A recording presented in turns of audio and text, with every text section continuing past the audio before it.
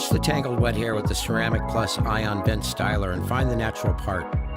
Try not to disturb the natural curl in the hair.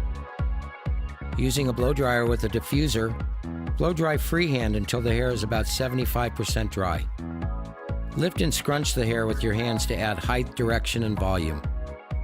Starting at the top of the head, use the large size Heat Pro thermal brush and blow dryer with the nozzle to create lift and body. Leave the brushes in the hair. It essentially acts like a hot roller. Repeat all around the top of the head. Remove the brush and flip the hair to the opposite side to create volume at the root. Continue this as you move down the head, using the double clip to keep dried sections away from the damp hair. Once again, remove all the brushes and tousle the hair with your hands.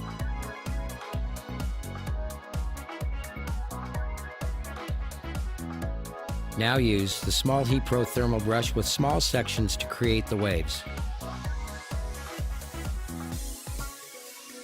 Remove all the brushes and tousle the hair with your hands.